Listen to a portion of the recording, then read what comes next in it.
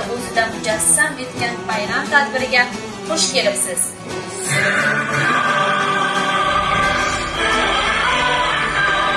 Ozod o'g'lim, hur o'g'lim, har oning huzur o'g'lim, shahdingdan kun yorishsin, yuzi yorug' nur o'g'lim, uyg'on o'g'lim, tur o'g'lim.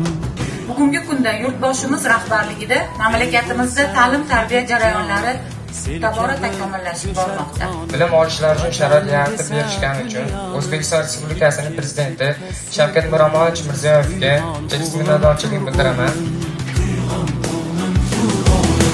Nafs ipin uzar bo'lsang, baxt ichra suzar bo'lsang, bir esking buzar bo'lsang, avval o'nta qur o'g'lim. Bizning ilm maktabi bo'lgan dunyo matlabi, Buxoriy bobong kabi qilgin tafakkur o'g'lim. Uyg'on o'g'lim, tur o'g'lim. Xudo xolasa farzandlaring yaxshi mutaxassislar bo'lib chiqadi va jamiyatda o'z o'rnini topadi deb umid qilamiz. Assalomu alaykum hurmatli bekobodliklar. Mana bugun Toshkent iqtisodiyot va pedagogika universitetining Bekobod manzilida 2025-2026 o'quv yilini boshlash arafasida turibmiz.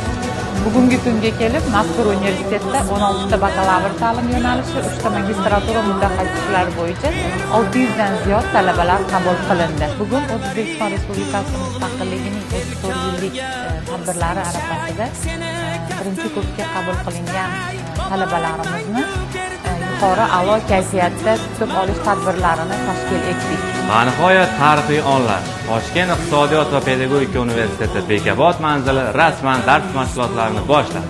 Bo'l hammadan zo'r o'g'lim, uyg'on o'g'lim, tur o'g'lim.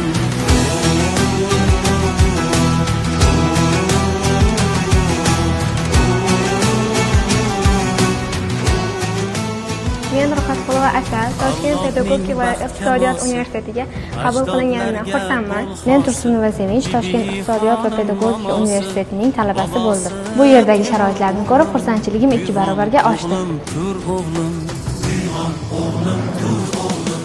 Yo'lingda qancha choqlar, uyg'onmasliging xohlar, sen esa shunday chog'lar, bo'l qaytmas jasur o'g'lim. Uyg'on o'g'lim. Aziz talabalar, barcha sharoitlar faqat sizlar uchun. Sizlardan esa faqatgina ilm olish.